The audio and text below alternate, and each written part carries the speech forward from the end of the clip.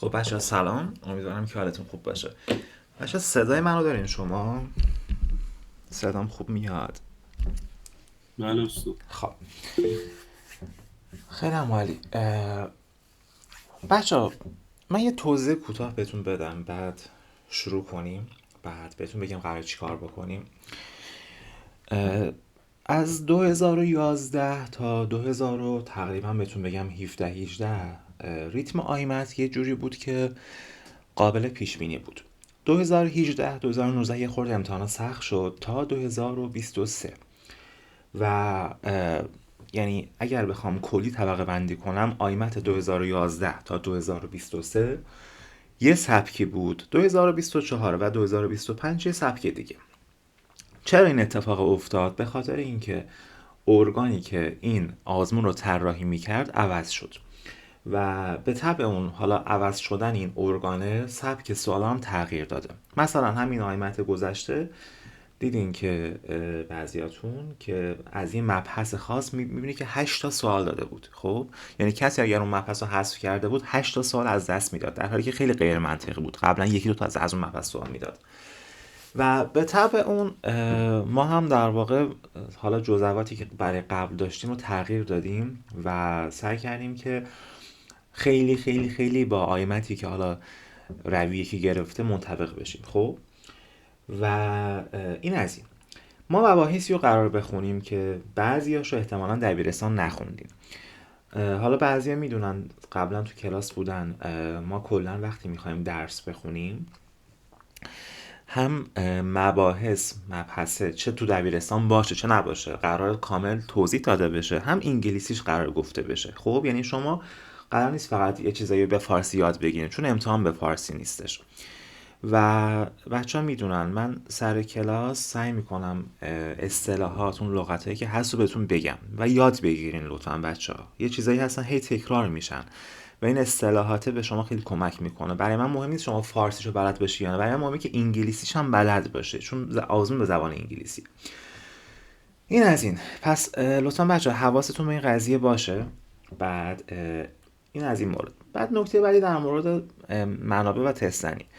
من چند تا منبع توی کانال قرار میدم، خب، و بهتون توضیح میدم که قرار چجوری بخونید.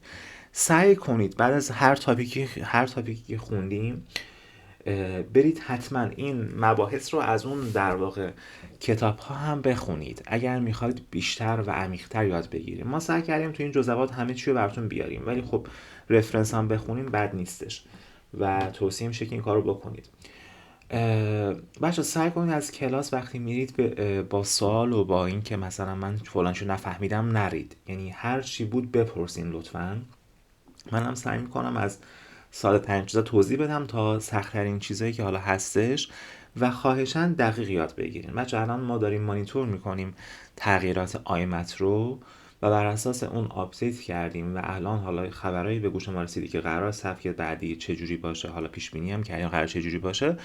و این سبک برای همین یه سری چیزا رو دبیرستان نخوندین، حواستون جمع باشه قشنگ یاد بگیرین. و نکته آخرم که باید بهتون بگم اینه که این جزواتی که ما داریم، خب اول سلول مولکولی میخونیم، بعد بیوشیمی و حالا مثلا فیزیولوژی آناتومی. اینجوری نیستش که بگی من تو فلان کتابی که قرار بدم تو چنل حتما این جزوه فصل یکش منطبق با فصل یک اونا، نه اینجوری نیستش. ما جزومون خب یه خورده مفهومی تر و یه خورده موضوعی تر. پس بهتون توضیح خواهم داد که قرار چه جوری بخونید. ما روی هیچ کتابی تمرکز نمی کنیم بگیم آقا ما از یک کتاب خاص قراره بخونیم، نه این خیلی مرقب میندازه. جزوه خودمون رو داریم و منابع خودمون هم داریم. حالا اگر سوالی نداریم بچه‌ها بریم شروع کنیم، بعد بهتون بگم قرار چیکار بکنیم.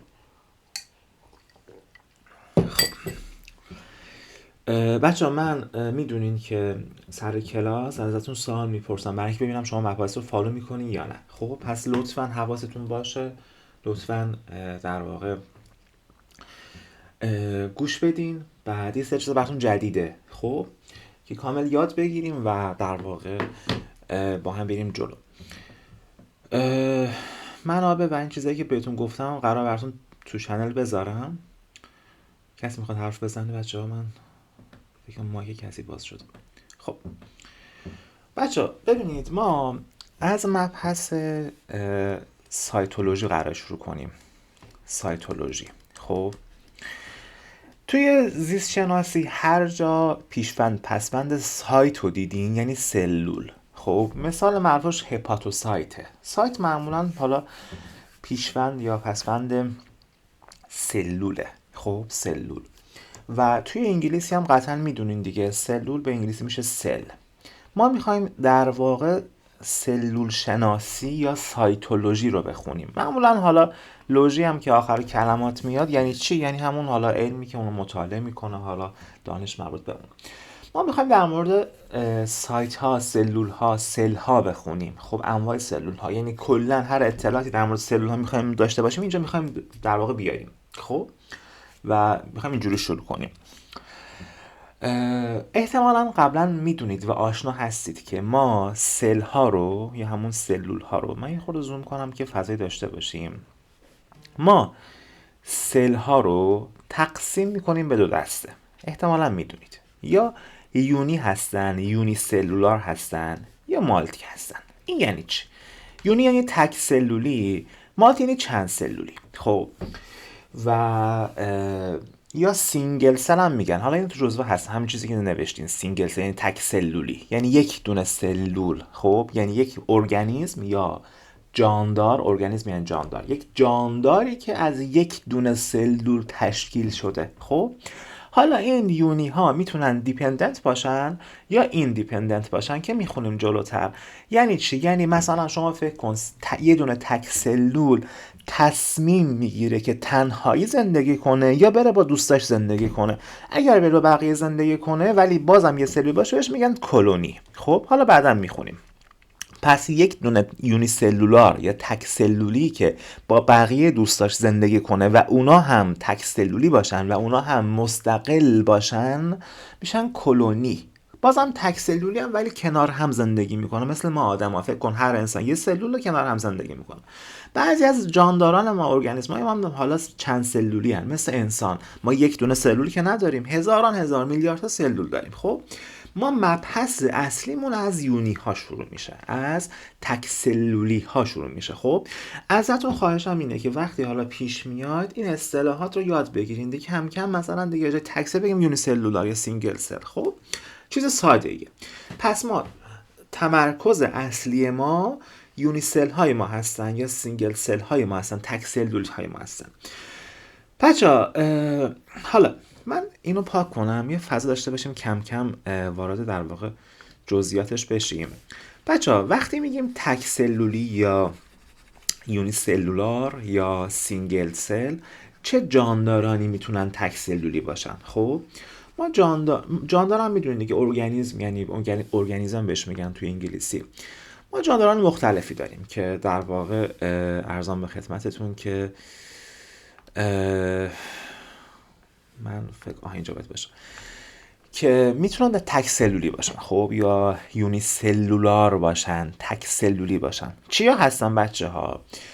یا پروکاریوتن، پروکاریوت که مبحث اصلی ما همینه، پروکاریوت. خب یا یوکاریوتن که یوکاریوت رو قرار بخونیم که مثل چیا؟ مثلا قارچ ها. خب مثل ییست بهش میگن، مخمر بهش میگن، بعدا قرار بخونیم. خب و یا مثلا مثل در واقع بعضی در واقع آغازیان قرار بخونیم. فعلا با اینا ما کار نداریم. ما میخوایم پروکاریوت ها رو شروع کنیم، یعنی تک سلولی هایی که پروکاریوتن. خب بچه پروکاریوت ها چی هن؟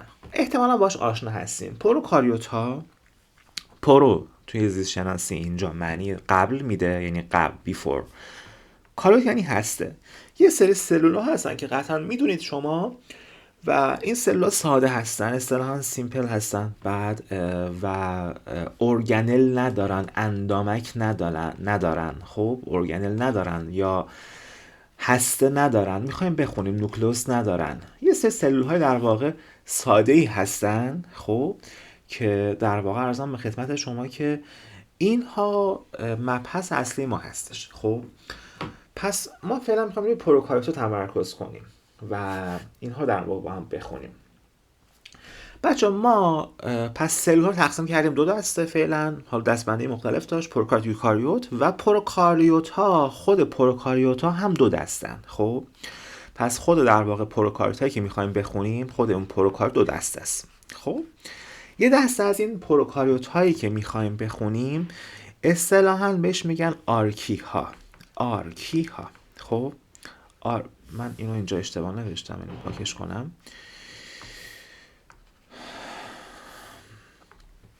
پس یه دسته از این سلول هایی که میخوایم پروکاریوت ها هستن میخوایم بخونیم اصطلاحاً در واقع آرکی هستن. خب الان میخونیم چیان و کار اینا چیه.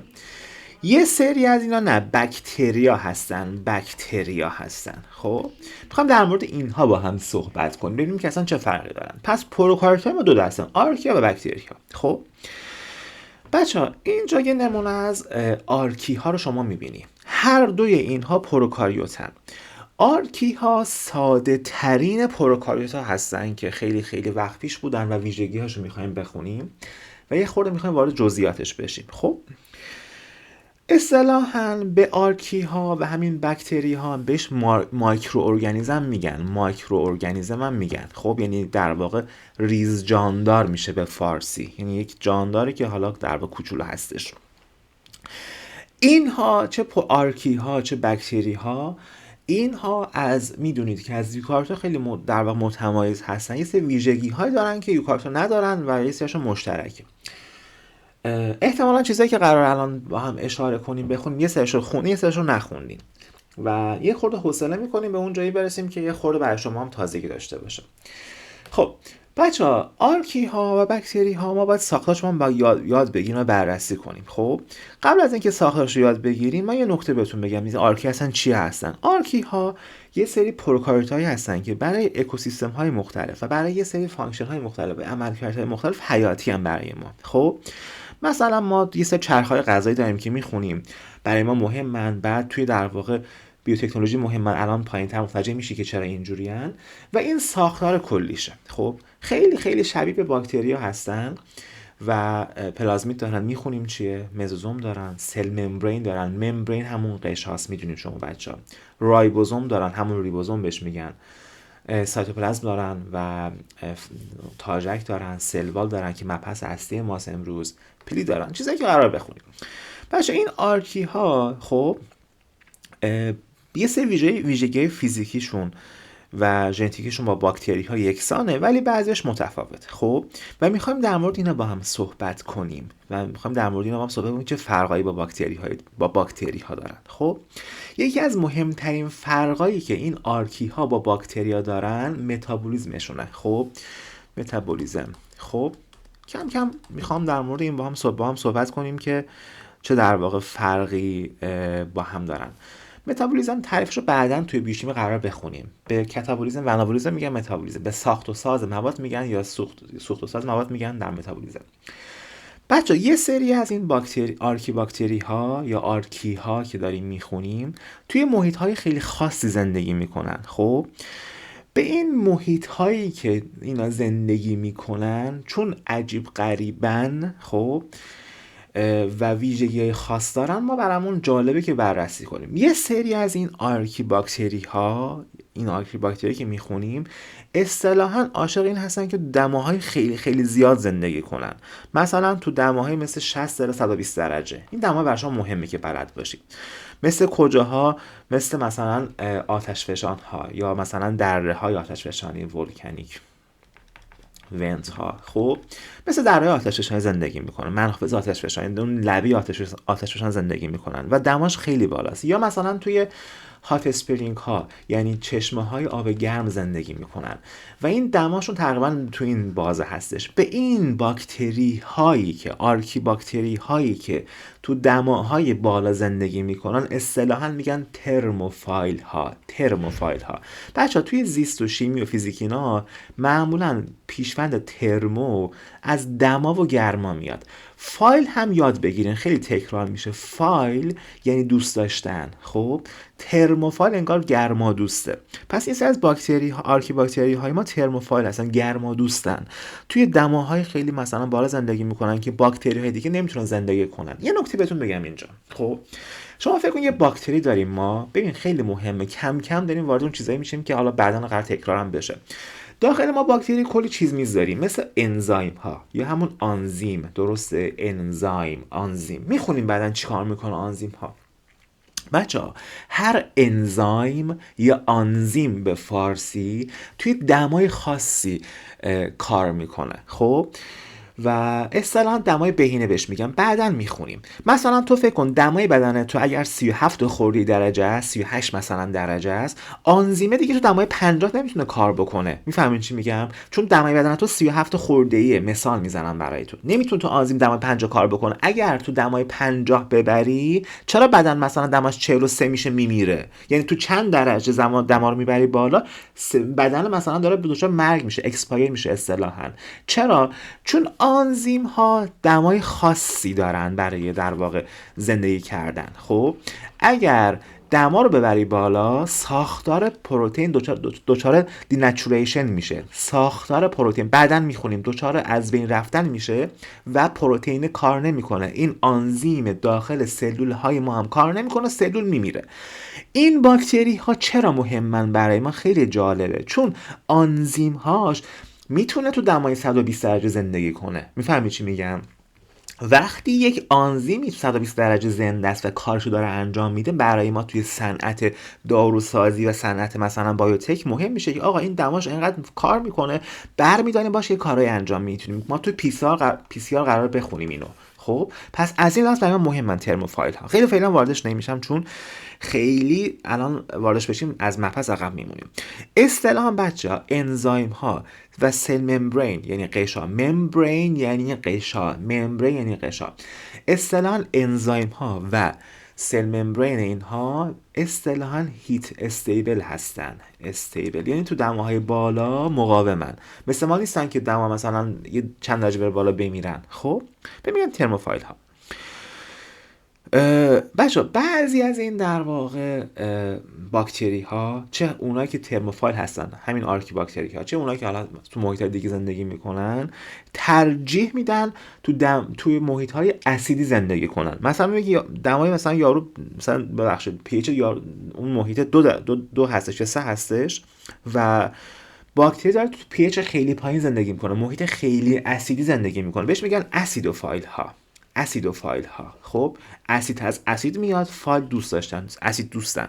حالا یک باکتری ممکنه هم تو ذهنتون داشته باشید ممکنه هم تو دمای بالا باشه هم تو محیط اسیدی باشه. خب بهش میگن ترمو اسیدوفایل. ترمو اسیدوفایل یعنی هم دماش زیاده هم محیطش اسیدیه. خب حالا یه سری از باکتری های ما تو محیط های بازی زندگی میکنن، بهش میگن آلکالی فایل ها. محیط خیلی بازیه، مثلا سودا لیک ها، اون دریاچه هایی که در واقع محیطشون خیلی بازیه. خب کلا این باکتری هایی که میبینی علاقه دارن تو جاهای عجیب غریب زندگی کنن. میبینی اصلا جای درست زندگی نمیکنن. حالا درست که حالا کلمه جالبی نیست، یعنی اینکه جای عادی که برای ما سلول های دیگه هست زندگی نمیکنن.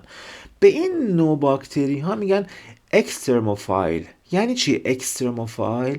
یعنی اینکه آقا دوستدار شرایط سخته، یه چیزی که تو شرایط سخت دوست داره، اصلا شرایط راحت نمیخواد. این باکتریه اکسترموفایل هستن اصطلاحاً آرکی باکتری ها. خب حالا یه سری از باکتری های ما هم هستن توی محیط هایی زندگی میکنن که پر از نمک، شدیداً کانسنتریشن.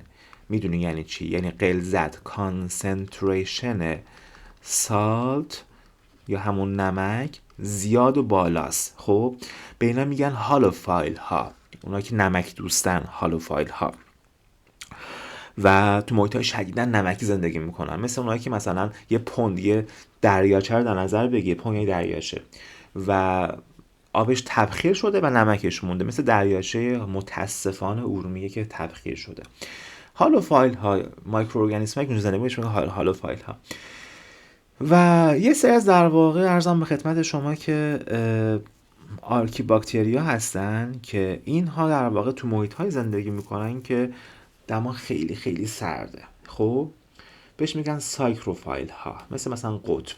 خب و حالا محیط خیلی خیلی سخت. بچه اینا ویژگی های کلی آرکی باکتریا بودن از لحاظ محیط زندگی. خب از لحاظ چی؟ محیط زندگی. خب گفتیم بهش میگن اکستروموفایل ها، چون زنده میمونن تو هارش انوایرمنت ها، تو محیط های هارش، تو محیط های خشن، تو محیط هایی که عجیب غریبن.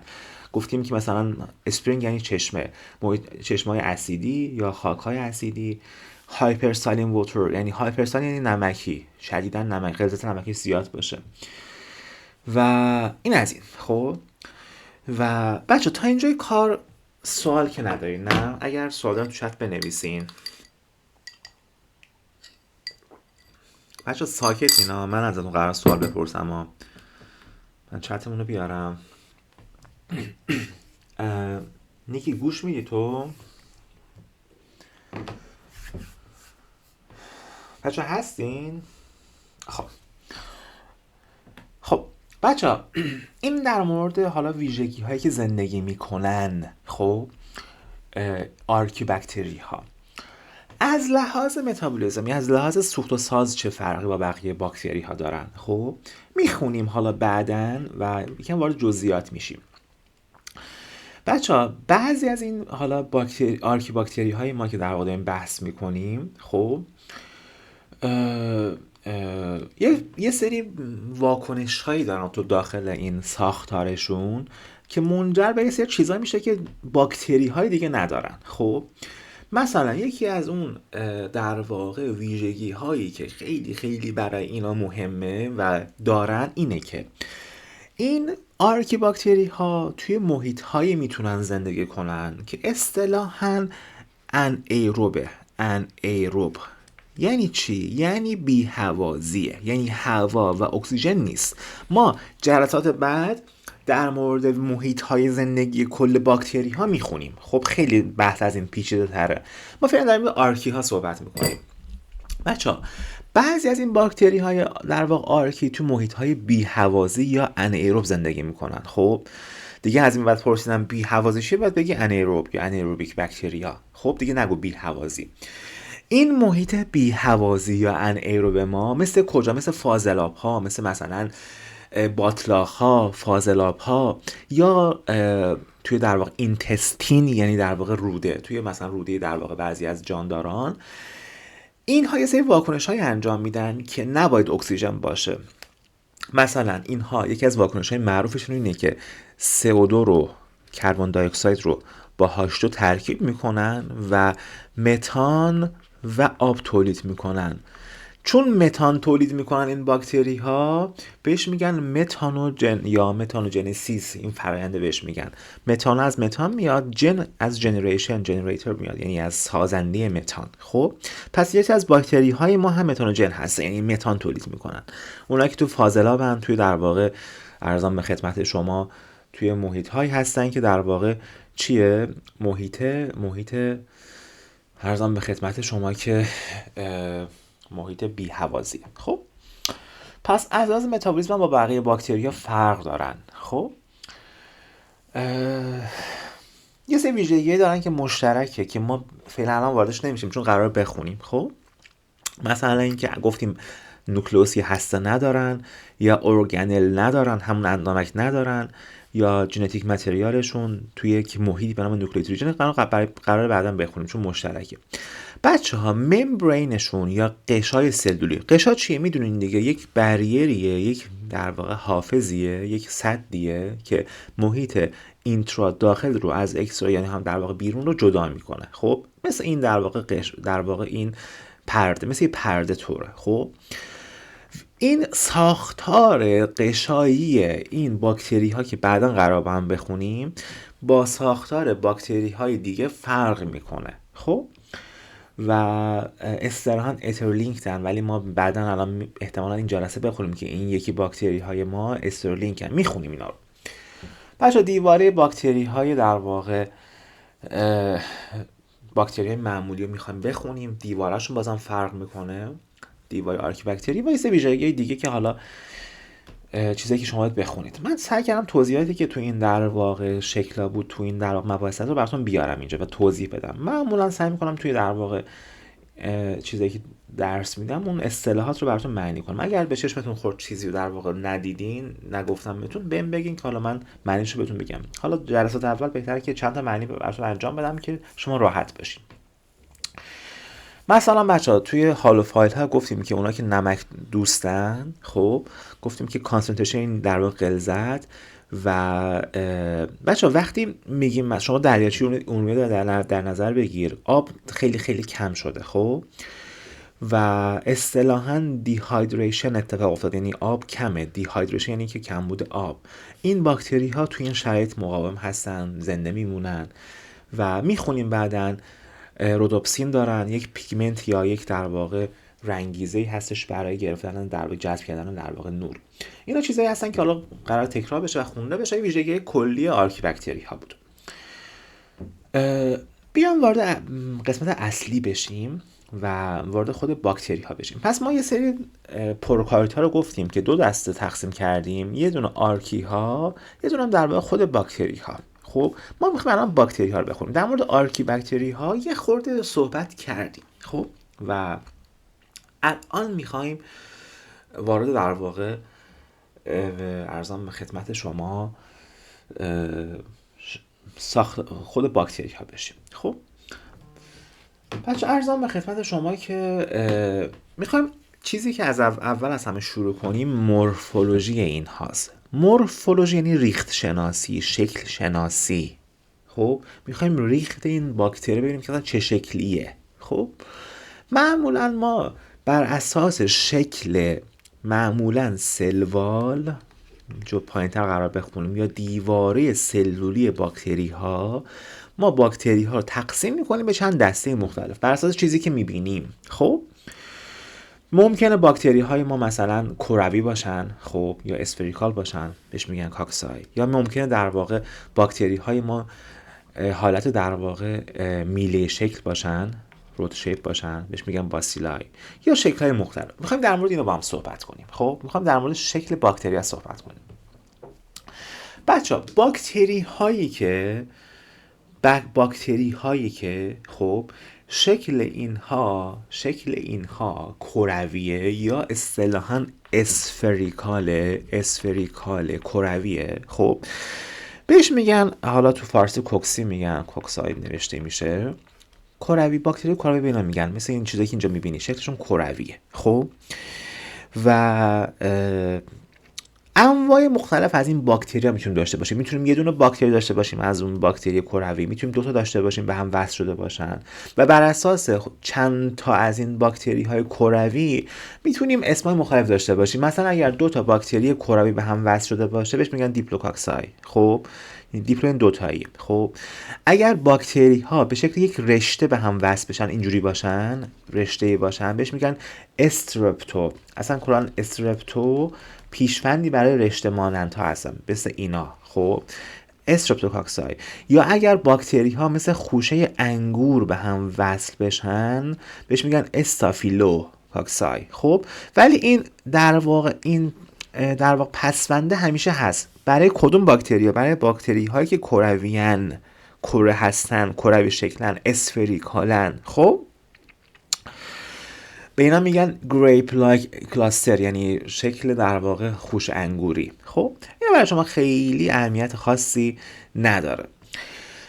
بعضی از باکتری های ما اصطلاحاً بچه‌ها باسیلی هستن یا باسیلای هستن. خب یعنی میله شکلن، مثل میلن. رود یعنی میله شکلن، مثل این چیزی که اینجا میبینی، مثل این. خب بازم میتونه دو تا باکتری میله شکل به هم وصل باشه، بهش میگن دیپلوباسیلای، یا میتونه مثلا مثل یک در واقع نوار به هم وصل باشن، بهش میگن استرپتوباسیلای. کلا پس یادتون باشه استرپتو پیشفند اونایی هستن که به صورت میله‌ای، به صورت نواری به هم وصلن. خب این پس باکتری هایی که شکلشون در واقع میله شکله بهش میگن باسیلای یا باسیلیم یا باسیلوس. خب و اگر باکتری نه کروی باشه نه در واقع میله شکل باشه بهش میگن بین این دوتا، بهش میگن کوکساباسیلوس. خب یا در واقع باکتری بین این دوتاست.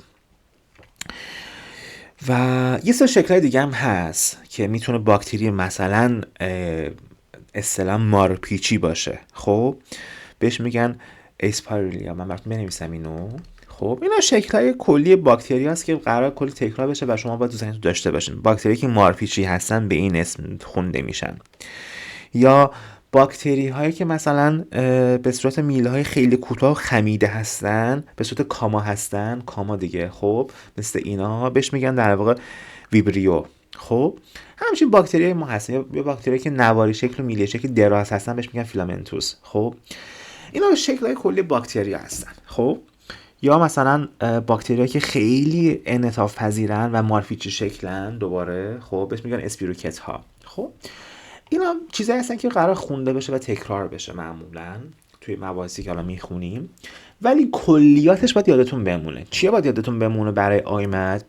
برای آیمت باید این ویژگی باکتری کروی، باکتری های در واقع میله‌ای و این استرپتو و استافیلو یادتون باشه. معمولا چند نمونه از اینا مثل این و این و این. خب اینجا براتون کامل توضیح داده شده. من سعی می‌کنم براتون توضیح بدم اینجا و سریع در واقع از این موضوع بگذریم چون مباحث خیلی راحتی ان. اینجا گفتیم که دیپلو پیشوند دوتاییه. وقتی با این میاد یعنی که دوتا از اینا به هم وصلن، مثل این دوتا، درسته؟ استافیلو گفتم یعنی خوش انگوری، استرپتو گفتم یعنی که یه چین دارن، یک زنجیره دارن. خب یا مثلا در مورد رود شیپ خوندیم اینجا، یا همون میله شکل، گفتم که اینها مثل یک در واقع شکل میله دارن. خب یا در مورد دوباره اینا خوندیم و ویبریو بهتون گفتم. اینا چیزایی هستن که شما باید تو ذهنتون داشته باشین، چیزای کلی. ما بقیه‌شون برای خودتون خیلی برای ما فعلا نیاز شما یاد بگیریم. خب این از این. من از یکی از بچه‌ها سوال بپرسم ببینم فالو می‌کنی یا نه، بعد ادامه بدیم سریع. من نیکی، من اسمتو دقیق نمیدونم. نیکیتا نوشتی؟ نیکی هستی یا نیکیتا هستی؟ میشه دقیق تر میکروفون رو باز کنی بهم بگی و از به سوالم جواب بدیم؟ من جیمیلم همون نیکیتا هست ولی خب نیکا صدا خب میکنم. نیکا میشه به هم بگی در مورد آرکی باکتری هایی که خوندیم الان، خب میشه چند تا مثال از محیط زندگی اینا برام بزنی؟ کجا زندگی میکنن؟ یه ویژگی کلی بگو ببینم فالو میکردی یا نه. بله گفتیم که یه سریشون داخل محیط‌های بی‌هوازی زندگی خب میکنن اسمش یا چی بود؟ آفرین، اسمش چی بود؟ انکیروب یا همچین چیزی انیروب. میکنن. انیروب انیروب yes. درسته. Yes, shit. خب ببخشید. و اینکه بعضیاشون توی اسید هاوسینگ دوست بودن. زندگی چی بودن؟ میکردن. اونایی که تو محیط اسیدی بودن چی بودن؟ اسیدوفایل اسیدی ها بودن. اونایی که تو محیط های در واقع اصطلاحاً هایلی یا مثلا هایلی کانسنتریشن آف واتر یا سالین ها بودن، اسمش چی بود؟ هالوفایل ها بودن، درسته؟ نمک دوستا. بله بعد اونایی که تو محیط های گرما بودن چی بود اسمشون؟ ترموفایل ها. اسمشون ترموفایل یا همون تو محیط مثل یه هات دونه اسپرینگ زندگی میکردن. آفرین درسته. خب ادامه بدیم با هم. درسته بچه بریم ادامه شما بخونیم تا اینکه برسیم به اون جایی که باید برسیم و اصل درس ما اونجا شروع میشه. اینجا یک، حالا بچه میدونن، یک در واقع جدولی از اصطلاحاً ترمینولوژی گذاشتیم اینجا. من بچه همیشه میگم ببین شما وقتی میخوای بخونی توی زیست شناسی با توی انگلیسی جمع بستن فرق میکنه، اصطلاحات فرق میکنه. شما وقتی میخوای باکس رو به معنی جمع ببندی یه دونه ES آخرش میذاری میشه جعبه ها. این ES نشانه جمعشه. توی زیست شناسی معمولا، توی بیولوژی در واقع، توی حالا حتی ترمینولوژی مختلف، معمولا اگر یک کلمه آخرش US باشه خب این مفرده، اگر I باشه این جمعه. مثلا یا مثلا اگر UM باشه این مفرده، اگر A باشه جمعه. همیشه اینجور نیستش، ممکنه ذات این کلمه این باشه. ولی شما فکر کن بکتریوم خب یعنی در واقع یک دونه باکتری چون آخرش UMه. بکتریا که آخرش IA هست یعنی جمع. خب اینو شما تو ذهنتون داشته باشین، یعنی برای شما بعداً مهم میشه چون که حالا تشخیص میده که ما در مورد داریم چی صحبت میکنیم. خب بچه‌ها در مورد سایز باکتری صحبت کنیم. ببین معمولا باکتری ها خب کلا پروکاریوتا کوچیکن، خب از 0.2 تا 10 مایکرومترن. خب خیلی اندازه‌شون کوچیکه. هر مایکرو هم میدونید که 10 به توان -6 متره.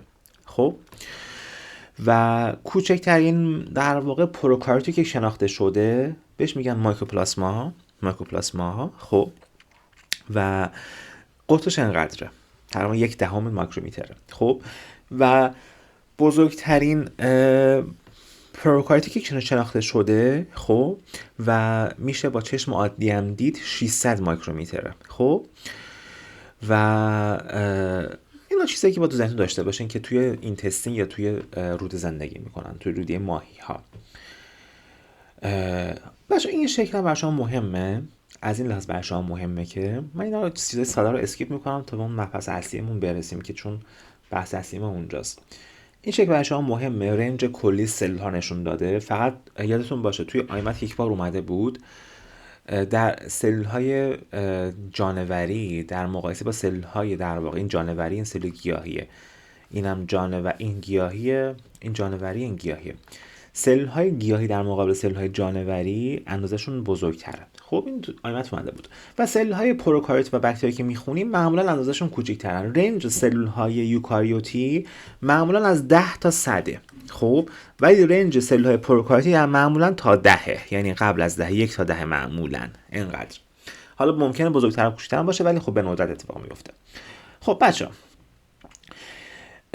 چیزی که ما الان میخوایم بحث کنیم خب و واردش بشیم بحث مهم دیواره سلوله. خب یعنی کلا ما این هم مقدمه گفتیم برسیم به اینجا. خب سلوال یا دیواره سلولی. خب و ازتون خواهش میکنم یه خورده مفاهیمی که میگم رو با دقت گوش بدین، چون یه چیزی هستن که بچه‌ها من میپرسم اسموز یعنی چی، میگه که خب حرکت آب مثلا. میگم خب یعنی چی، توضیح بده. من میمونه و نمیتونه درک کنه این چیزایی که حالا قرار بررسی کنیم.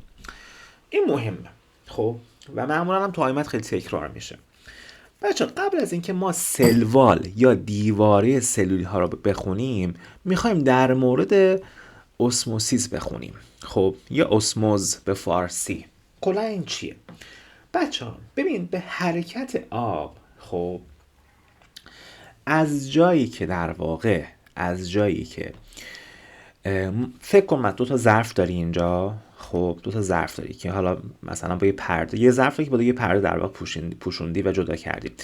از جایی که غلظت یا مقدار آب زیاده به جایی که مقدار آب کمه بهش میگن اسموسیس. یه نکته بهتون میگم تو آیمت اومده بود. پس حرکت خیلی ساده است. حرکت آب از جایی که غلظت آب زیاده به جایی که غلظت آب کمتره. خب بهش میگن اسموسیس. یه نکته بهتون میگم تو آیمت اومده بود، بچه‌ها همش اشتباه میکنن. یک بار دیگه میگم، پس حرکت آب از جایی که غلظت خود آب زیاده به جایی که غلظت آب کمه بهش میگن اسموسیس. یا برعکس، اینجاش مهمه، یا حرکت آب از جایی که غلظت حل شونده یا سالیوت یا حل شونده یا سالت نمک، حرکت نمک یا حل شونده اونجا کمه به جایی که غلظت نمک اونجا زیاده.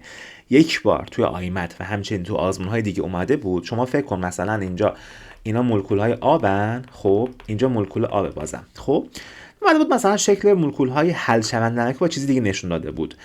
حواستون باشه تعریفش چیه؟ حرکت آب از جایی که زیاد با جایی که کمه، یا حرکت از جایی که مقدار حل شونده کمه به جایی که مقدار حل شونده زیاد. این خیلی مهمه چون بچه‌ها همش دچار اشتباه میشن. 2 تا پس تعریف داریم، در قالب یه تعریف میگنجن ولی 2 تا مفهوم مختلف رو بررسی میکنن اینجا. هدف این چیه بچه‌ها؟ حالا هدفش من بهتون بگم. هدفش اینه که خب آب از یه جایی که زیاد به یه جایی که کمه بره تا چی بشه؟ تا کانسنتریشن یا غلظت طرفین برابر بشه. خب به این میگن اسموسیس. تعریف سادهش همینه. خب حالا این خیلی مهمه. من ازت انتظار دارم علاوه بر اینکه اسموز بلد باشی تعریف فشار اسموزی هم بلد باشی. خیلی از بچه‌ها نمیدونن فشار اسموزی یعنی چی، فقط حفظ کردن. خب این برای ما توی مخصوصا توی فصل کاردیوواسکولار، فصل قلب خیلی مهمه. خب تو نموداری که قرار بخونیم بچه‌ها شما فکر کن همین چیزی که اینجا داشتیم بررسی می‌کردیم، حرکت مثلا آب از جایی که مقدار زیاده به جایی که مقدار آب کمه.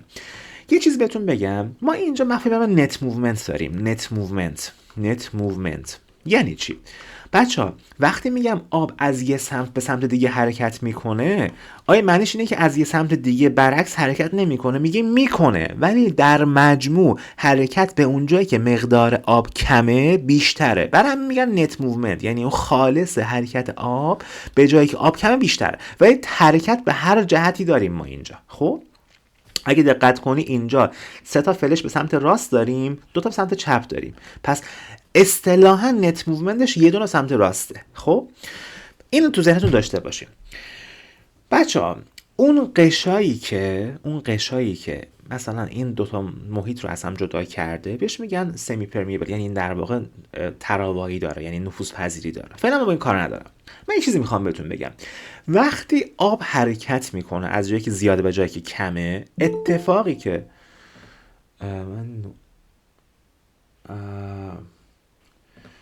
وقتی بچه آب حرکت میکنه از جایی که آب زیاده به جایی که آب کمه، این نت موومنتی که بهتون گفتم، اتفاقی که میفته اینه که یک فشاری، یک نیروی وارد میشه. خب چیزی که اینجا میبینیم وقتی حرکت کرد، یک نیروی وارد میشه که این سمت راستمون رو میکشه بالا. خب به این میگن اسموتیک پرشر. حالا یه نیرویی که خودت اعمال کنی، نذاری این بیاد بالا، ببین همین تو همین سطح بمونه، نیروی معادل همون نیرویی که در واقع تو باید اعمال کنی، دوباره تعریف دیگه از اسموتیک پرشره. یه بار دیگه بهتون بگم. شما فکر کن یک محیطی داری که گفتم سمی پرمیبل، یعنی تراوایی نسبی داره. بهتون توضیح دادم این داستانو. و داره آب حرکت میکنه. گفتم نت موومنت چیه؟ این مهمه که شما در جریان باشی. موومنت خالص داریم ما اینجا. وقتی این اتفاق میفته، یک در واقع فشاری به اون محیطی وارد میشه که غلظت آب اونجا کم بوده و ما اگر بخوایم این محیط رو اینجوری ثابت نگه داریم، نذاریم اینجوری بیاد بالا اینجوری بیاد بالا، باید یه فشاری به اینجا اعمال کنیم که این بیاد پایین.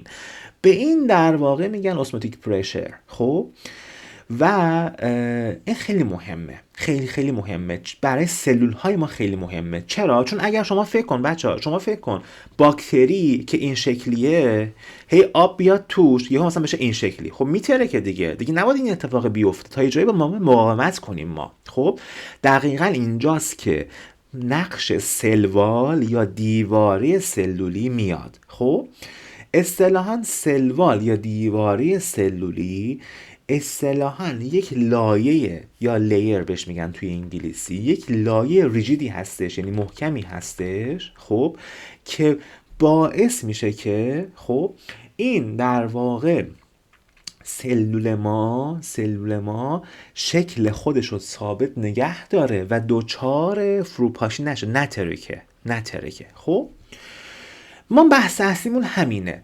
سلول های جانوری اینو ندارن. خب سلول های جانوری سلوال ندارن، با یه مکانیزم دیگه باید کنترل کنن. پس من ازتون میخوام این مبحث رو شما یاد داشته باشین، یعنی به یاد بگیرین که آقا مبحث این اسموتیک و اسموتیک پرشر چیه. خیلی مهمه.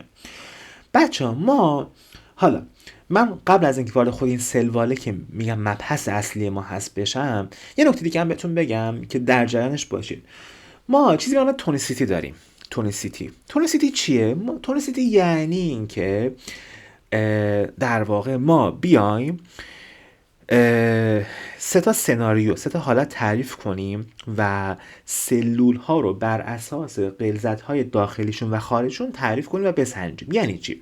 مثلا شما فکر کن یک سلولی داری اینجا، خب داخلش یک کانسنتریشن یا غلظت داری، بیرونش یه غلظت داری. خب تونیسیتی کاری که انجام میده، غلظت مایع درون و داخل سلول رو با هم مقایسه میکنه و توصیف میکنه. خب این توضیح میده که آقا آب به کجا قرار بیاد. من بهتون گفتم، تعریفش هم گفتم تو آیمت اومد و خیلی مهمه. حرکت آب به جایی که مقدار حل شونده اونجا زیاده یا سالیوت بهتون گفتم، یا جایی که مقدار آب کمه. خب به این میگن تونیسیتی، به این در واقع بررسی میگن تونیسیتی. حالا ما 3 تا حالت داریم اینجا، 3 تا حالت داریم. یه حالت سلول نرماله. خب یعنی غلظت بیرون با غلظت داخل برابره. بهش میگن محیط ما آیسوتونیکه.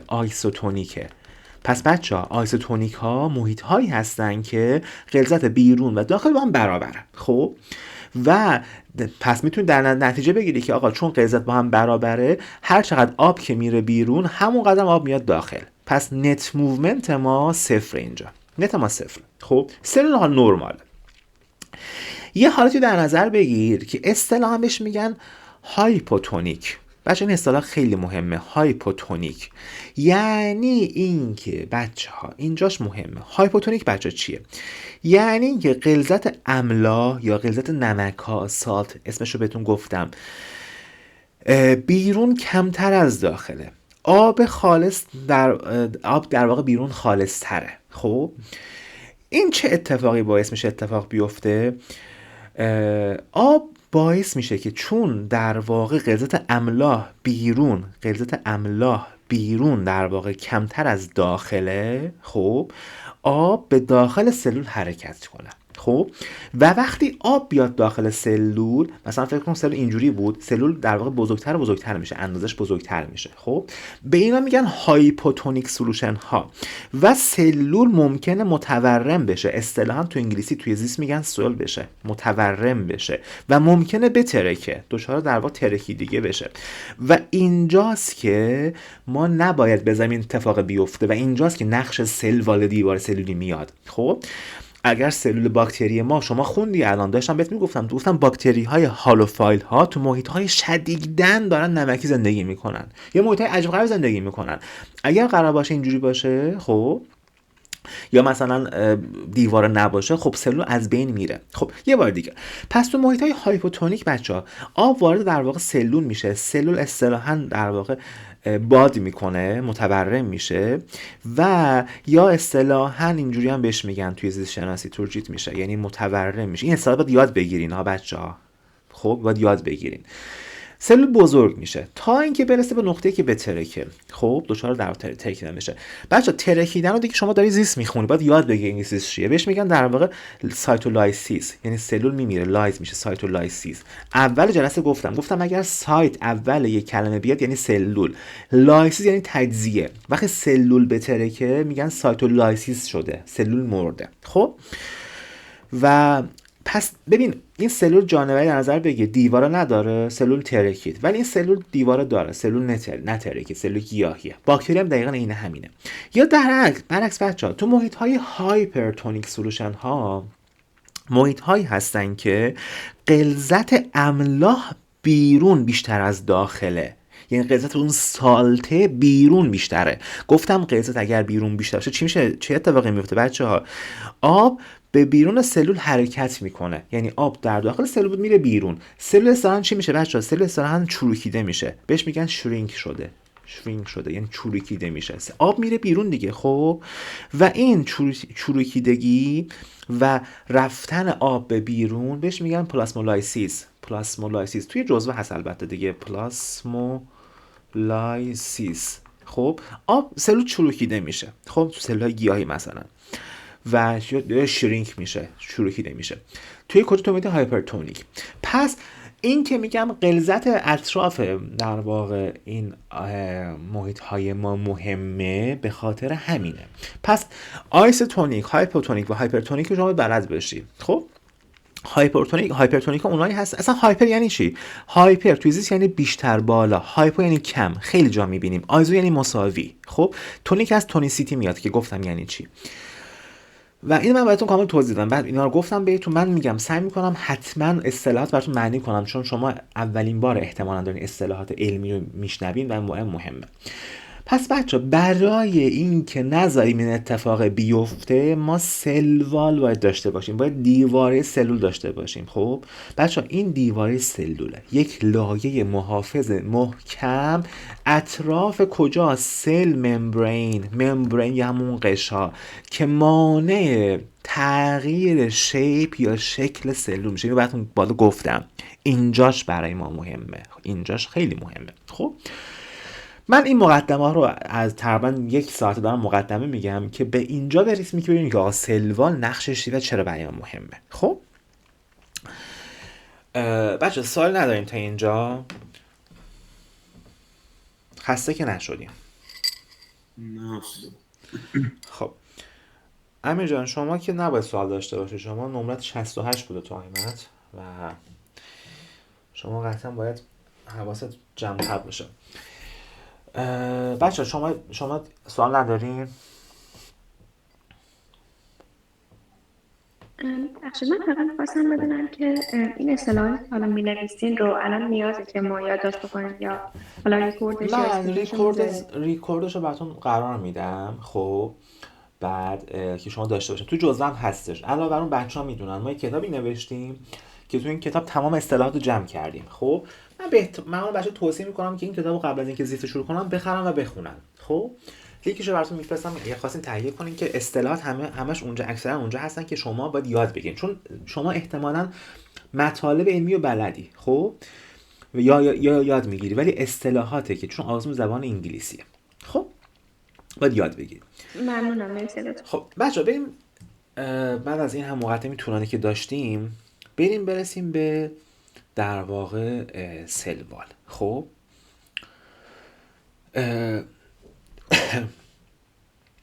بچه سلوال یک لایه خیلی محکمه.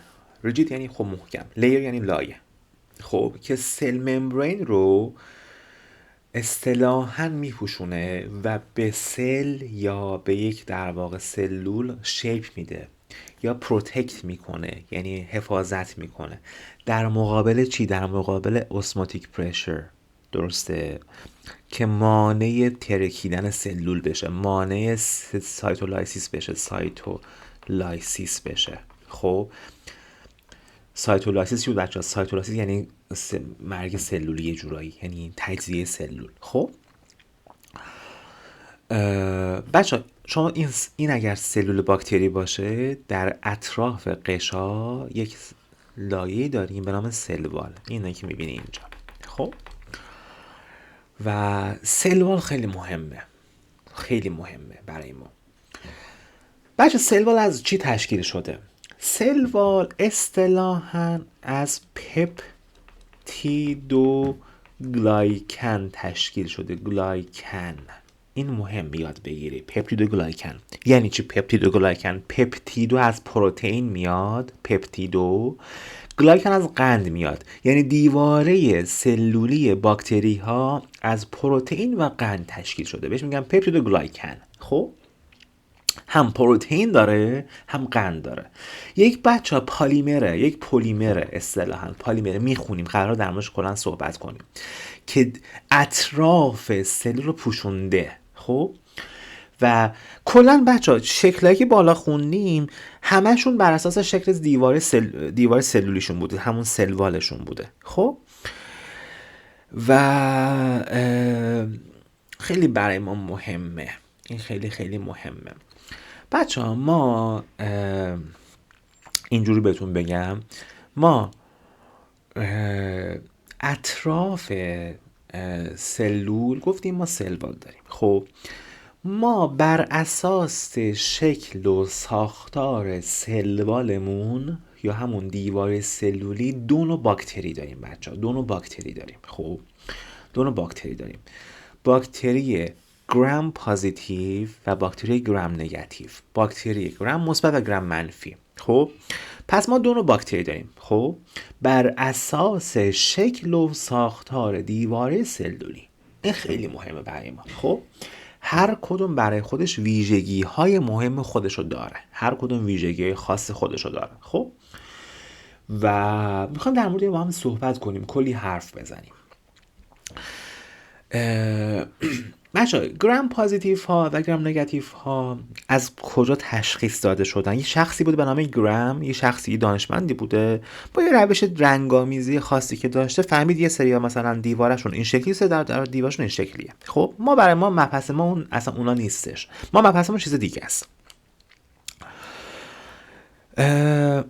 خب بچه باکتری های گرام نگاتیو و گرام پوزیتیو من اولش یک ویدیو کلی بهتون بدم، بعد وارد بشیم چطور این دیواره ساخته میشه و چه ساختارهایی توش هست و چه تفاوتی با هم دیگه دارن.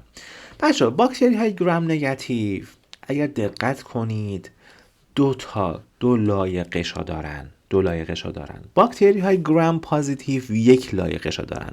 گفتم قشا اسمش ممبرین، یاد بگین ممبرین بگین. خب به ممبرین داخلی گرام نگاتیو ها میگن در واقع اینر ممبرین، به ممبرین خارجی میگن اوتر ممبرین. سایتوپلازمیک ممبرین هم بهش میگن. خب بچه بین این دوتا در واقع ممبرین یا قشا ما چی داریم؟ ما پپتیدوگلایکن داریم یا همون دیواره رو داریم. خب ولی تو گرام پوزیتیو های ما فقط و فقط چیه بچه ها؟ یک در واقع قشا داریم. خب این تفاوت اصلیشونه. خب حالا بچه ها معمولا حالا اگر شو نکنم گوگل میت سر 1 ساعت میبنده. اگر بست من یه لینک دیگه براتون میذارم، بیاید یه چند دقیقه با هم بخونیم، ویژگی کلیش بهتون بگم، بقیش میره بعد جلسات بعد که وارد ساختن دیواره میشیم که دیواره چجوری ساخته میشه. حتی گفتم تو اگر قطع شد که تو چنل در واقع لینک براتون میذارم. حالا بچه‌ها یه ویژگی دیگه هم دارن این باکتری ها، خیلی با هم تفاوت دارن ها. به این فضای بین گرام در واقع قشای داخلی خارجی یا ممبرین اوتر و اینر میگن پریپلازمیک اسپیس. پری یعنی اصلا محیط پیرامون، پریپلازمیک اسپیس یعنی پیرامون سیتوپلازم. اینجا میگن، به اینجا میگن. خب به این فضا میگن. یکی دیگه از تفاوت این دوتا اینه که بچه‌ها ضخامت یا سیکنس در واقع باکتری ها دیواره ها توی گرام پوزیتیو بیشتره. خب توی گرام نگاتیو کمتره. یه نکته هم بهتون بگم، این دیواره بچه‌ها میخونیم بالاتر اصطلاحاً هایدروفیلیکن. بچه‌ها من گفتم فیل یعنی چی؟ همون فایلی که اونجا بود. فیل یعنی دوست داشتن، هایدرو یعنی آب، یعنی آب دوستن، یعنی پولارن، قطبیان. حالا بالاتر الان قرار بخونیم. این ویژگی کلیشه. برگردیم بالا، کلی چیز در مورد این قرار با هم بخونیم. خب بچه‌ها این هم یه شکل دیگه است برای ما. خب همون در واقع بحثی که کردیم و ساختاری که داشتن و در واقع حالا ویژگی کلی که داشتن. بچه‌ها گرام نگاتیو ها که اینا میشن، خب معمولا این پپتیدوگلایکن یا دیواره سلولیشون 1 الی 2 لایه است. خب ولی گرام پوزیتیو ها، خب اونایی که در واقع ارزم به خدمت شما که در واقع خیلی ضخیم بودن، معمولا ممکن تا 100 تا لایه حتی 200 لایه باشه. خب پس لایه‌اش زیاد. نکته بعد این که بچه ها گرام نگاتیو ها یه سری چنل یا همون در واقع یا همون در واقع کانال هایی دارن به نام پورین. خب این حسش مهمه. پورین برای عبور مواد به داخل در واقع سلول باکتری گرام نگاتیوه. پورین ها، این پورین خیلی مهمه برای ما. چرا برای ما خیلی مهمه؟ چون که پورین ها محل عبور موادن. میخونیم جلوتر. آقا جان این قشای ما یک بریره، یک لایه هستش، یک سد، نمیذاره مواد بیاد داخل. اگر این پورین نباشه نمیتونه مثلا دارویی که تجویز میکنیم بیاد داخل یا غذای باکتری بیاد داخل. خب خیلی برای ما مهمن. این از این. بچه نکته بعدی این که ارزم به خدمت شما که بیام پایین‌تر یه چیزی بهتون بگم. یک دیگه از تفاوت‌های گرام نگاتیو و گرام پوزیتیو ها. خب اینا تفاوتاش خیلی مهمه ها، باید تو ذهنتون داشته باشه اینو. بچه‌ها دیواره باکتری های گرام پوزیتیو و گرام نگاتیو تفاوت دیگه هم دارن. گرام نگاتیو ها یه چیزی به نام LPS دارن، لایپوپولیساکارایده، یعنی هم لیپید داره هم قند داره. میخونیم، این اتفاقا برای ما خیلی مهمه. گرام پوزیتیو ها یه چیزی به نام تایکویک اسید دارن، تایکویک اسید.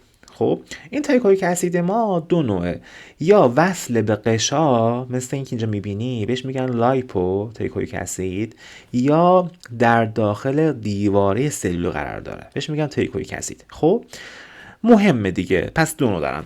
پس بچه ها این اسید ما و این LPS ما ویژگی دیگه چی هن؟ گرام نگاتیو و گرام پوزیتیو. اینو باید حفظ باشه یا بلد باشه، یا باید بلد باشه. یه چیز هم بهتون بگم، حالا بذار بمونه بعد جلوتر بهتون میگم که از مبحث منحرف نشیم. خب پس این باید بلد باشی. اینجا هم هست تو شکل. ببین این از توی گرام در واقع پوزیتیو ما از اینجا شروع شده اومده اینجا، ولی خب مثلا این یک تایی که هستیم فقط اینجا تو خود دیوار قرار داره. خب ببینم LPS چیه، ساختارش چیه، این چیه، ساختارش چیه، برای ما مهمه و میخونیم. خب این هم یکی دیگه از تفاوت‌هاش هستش. و این ویژگی های کلی این دوتاست. خب محدثه میشه به هم بگی که سلامو داریم؟ دو تا محدثه تو کلاس داریم. محدثه کدومه بهش بگم؟ فامیلیشو نمیدونم. اونی که بگم محدثه محمد قلی زاده. میشه به هم بگی که پورین کارش چی بود؟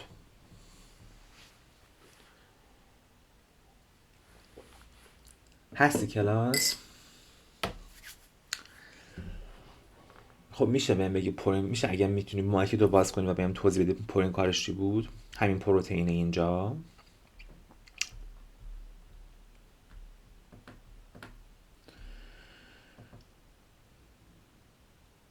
خب اگر مایک تو باز نمی کنی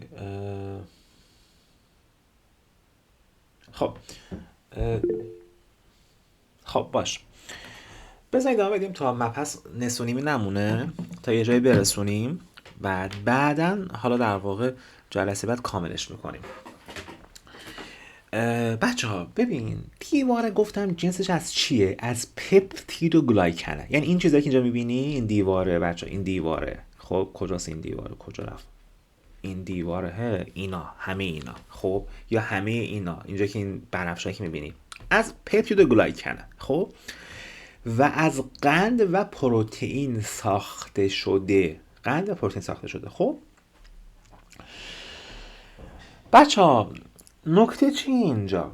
ما باید یاد بگیریم اسم قنداش چیه، ساختارش چیه و پروتئین هاش چیه هستن و چرا برای ما مهمه. خب اینو دقت کنین، این ساختار گلوکوزه. بعدن توی مبحث در واقع مولکولار بیولوژی، زیست مولکولی، اینو بهتون میگم حفظ کنی. حالا ساختار گلوکوزه. خب قند داخل این در واقع دیواره ها تغییر یافته در واقع قند گلوکوزه. خب ما دوتا قند داریم در داخل دیواره، NAM و NAG. خب N استیل برامیک اسید و N استیل گلوکوزامین. خب N استیل برامیک اسید و N استیل در واقع گلوکوزامین. این مهمه. اینا یه جورایی قندهای در واقع هگزوز هایی هستن یا 6 کربنی هایی هستن. هگزوز یعنی 6 کربن، 6 تا کربن داره. خب و توی ساختار باکتری هستن. AN و در واقع NAG. هم استیل داره. این گروه استیل شما باید حفظ باشی برای شیمی. هم گروه نیتروژنی داره، اینو باید حفظ باشی. و هم قند هگزوزه. چیزایی که باید حفظ باشه اینه. من نمیخوام ازت ساختارشو برای من بکشی حفظ باشی. ازت میخوام حفظ باشی که قندش هگزوز 6 کربن است. قندش علاوه بر اون گروه در واقع استیل میتونه در واقع داشته باشه و نیتروژن هم داره تو ساختارش. ببین نیتروژن هم داره ساختارش. خب پس دو نوع قند داریم ما در دیواره در واقع کجا؟ دیواره باکتری ها، دیواره قارچ ها، دیواره که از کایتینه، دیواره قارچ از کایتین یا کیتینه، دیواره سلول های گیاهی که میخونیم از سلولوزه. اینا فرق میکنن با چیزی که الان ما داریم میخونیم. ما ساختار دیواره ما فرق میکنه. خب حتی دیواره بچه‌ها، دیواره آرکیباکتری هایی که خوندیم اولش با اون شروع کردیم، بیا اینجا چیزی بهت نشون بدم جالبه که بدونی. ببین گفتیم که در آرکیباکتری ها اینا این لایه رو در واقع ندارن، این پپتید و گلایکنی که خوندیم رو ندارن. گفتم پپتید یعنی پروتئین، گلایکن یعنی قند، بچه یادتون باشه. خب یه چیز دیگه دارن بهش میگن سودو پپتید گلایکن. کلا توی زیست شناسی وقتی سودو میبینی خیلی جا هست، یه جورایی مجازیه، کاذبه، یه شبیه به اینو دارن، بهش میگن سودو پپتید گلایکن. خب و این از این. بچه یک ویو کلی داشته باشین از این دیواره که خوندیم. پس دیوار اینه، بهش میگن پپتیدوگلایکن و قنداش اسمش NAM و NAG. N اسیتیل مورامیک اسید و N اسید گلوکوزامین. بچه این قنداشن خب، و به قنداش یه سری پروتئین های وصله. ببین این قندایی که تو دیواره هستش، قندش گفتم چیه بچه؟ گفتم هگزوزه. هگزوز یعنی چی؟ یاد بگیر، یعنی 6 کربن است. 6 تا کربن داره بچه تو ساختارش، اگه بهشون 6 تا کربن داره. حالا کاری من اصلا ندارم، کار من اینه که بچه ها به NAM یا N اسیتیل مورامیک اسید ما آمینو اسید یا پپتاید وصل کردیم. میبینی این قنده یکیش 1/9، یکیش NAM، یکیش NA در واقع NAG، یکیش G یکیش M، یکیش G یکیش M. خب بچه ها به اون به اون N اسیتیل مورامیک اسید ما چی وصل کردیم؟ پپتاید وصل کردیم، پروتئین وصل کردیم، آمینو اسید وصل کردیم. خب آمینو اسید وصل کردیم و این آمینو اسیدها رو می‌بینی اینجا، این آمینو اسیدها اصطلاحاً بچه کراس لینک میشن با هم دیگه. خب یعنی چی؟ یعنی این که به هم در هم تنیده میشن و با پیوند چی؟ با پیوند کووالانسی. خب کووالنت باند. خب و اینه که دیواره رو محکم نگه میداره، نمیذاره از هم فرو بپاشه. خب نمیذاره دیواره فرو بپاشه. خب مهمه بچه چی بهتون گفتم این پپتاید ها و آمینو اسید ها که قرار بعداً بخونیم به چی وصلن؟ به این NAM وصلن، به این در واقع مورامیک اسید وصلن. خب و به هم وصلن. حالا یه چیزی بهتون بگم، آقا تو فکر کن داروسازی، فکر کن پزشکی، فکر کن محققی، آقا بخواید باکتری رو از بین ببری میتونی تو قسمت‌های مختلف بهش حمله کنی. یکی از جاهایی که میتونی حمله کنی اینه که آقا نذاری این قندا به هم وصل بشن، این پپتایدها به هم وصل بشن. برای همین میشه ما وقتی آنتی بیوتیک داریم، آنتی بایوتیک ها رو داریم. آنتی بایوتیک ها قرص های دواهایی هستن که به شما میدن که تو مراحل مختلف که قرار بخونیم خیلی هم برای ما مهمه، نذار دیوار سلول تشکیل بشه. خیلیشون اینن، مثل پنیسیلین ها، مثل سفالوسپرین ها. خب میخونیم بعدن. حالا بچه ها و یه نکته من بهتون بگم اینجا به عنوان حالا خاتمه کلام. ببینید من یه چیزی بهتون بگم، اینا رو فقط لطفا یادتون باشه. دیواره سلولی که داریم میخونیم ببین پولاره، قطبیه، قطبیه. پولار یعنی قطبی، یعنی مولکول هایی که قطبی ان، مولکول هایی که بار دارن، مولکول های مثل آب میتونه رد بشه ازش، اصلا عشق میکنه ازش رد بشه، حال میکنه باهاش. ببین اینجا رو ببین، مثلا این دیوار است، اینجا پولاره. خب این گرم نگاتیو دیگه چون دو تا لایه در واقع داره بچه. ولی OM یعنی outer membrane، IM یعنی inner membrane. ولی بچه ها این قشای ما یا ممبرین ما چی هن بچه ها؟ نان پولاره. خب یا هایدرو چیه بچه ها؟ هایدروفوبیکه. هایدروفوبیک یعنی چی؟ یعنی فوبیا داره از آب. هایدرو یعنی آب، فوبیا یعنی فوبیک یعنی در واقع چی؟ یعنی ترسیدن، از آب میترسه. پس بچه ها چون جنس این در واقع قشر داره فرق میکنه، ما دارویی که داریم مثلا به این در واقع این باکتری میدیم که اینو از بین ببریم، باید بتونه از این عبور کنه دیگه. خب برای همین ما چیزی ببینیم پورین داریم که بهتون گفتم پورین ها در واقع فکر کنم شکل قشنگشو کجا من گذاشتم اینو، حالا من نباشم اینجا براتون بکشم، حالا خیلی دنبالش نگردیم. اینجا یه سری کانال هایی داریم به نام پورین ها. خب میتونه اینجا باشه، یا کانال هایی هستش که اینجا برای عبور مواد، اگر دارو بزرگ باشه نتونه از این عبور کنه یا دارو نتونه از اون بگذره، خب نمیشه وارد در واقع این قسمت بشه و اینجا رو از بین ببره. خب این ویژگی کلیشه، یعنی چیزای کلیشه باید در موردش بدونیم. این پورین ها هستن. خب چون قشا هایدروفوبیکه ولی اینا هایدروفیلیکن یا اینا هایدروفیلیکن، پس ویژگی پورین همینا. این از این بچه‌ها.